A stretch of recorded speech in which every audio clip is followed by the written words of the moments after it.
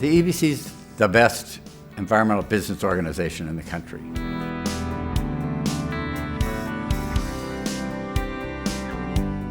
When I was in California in the early 70s, I was listening to the radio, and there was a talk show about the EPA. It's in 1971, 72.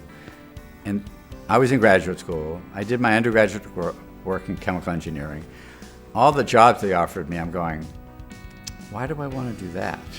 Nothing appealed to me. And I immediately went down to the San Francisco office of the EPA and applied for a summer job. They hired me, and after I graduated, I ended up back in Boston and worked for the EPA in Boston. That was the beginning. During the Enviro Expo, which was one of the programs I was involved in pre-EBC, at the end of the first one, we actually called a meeting to start talking about the idea of creating a group. Not long after that, Governor Dukakis called a meeting of the environmental industry. He said, you need to form a council. There were a lot of councils then, the high-tech council, the biotech council. And Don Connors and I got together with the governor and said, okay, let's do that. Don took the lead, and that was the beginning of the EBC. So I think in 1997, which is a critical time for the EBC, it was getting in financial difficulties. Things weren't going well. And Liz Levin and Pam Hall and I got together in my office in Belmont, and we decided we needed to take back leadership of the EBC.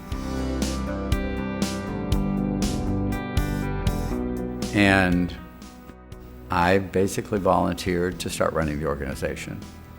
We talked about the benefits of networking, the benefits of the programming, and the benefits of access to decision makers.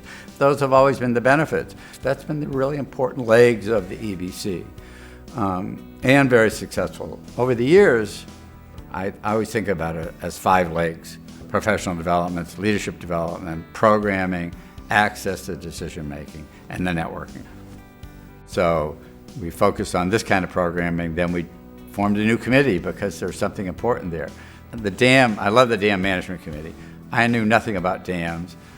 I found out there were 12,000 dams in New England, and I went, well, we got to deal with this. And then we also decided we needed chapters, because within the industry, most people know that the regulatory agencies in each one of the states have a lot of control. They all do things differently.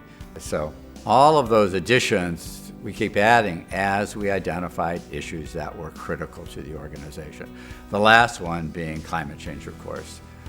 Climate change is by far and away the biggest issue that we have to deal with, and how the EBC deals with it. We've established a committee to make sure we're focusing on issues. It's a new field. It's like the Environmental Protection Agency was a new field when I started, and everybody was young. Everybody was my age, we were having a ball, and we were lucky. So I think the issue weighs on my mind a lot, climate change, I have to be optimistic.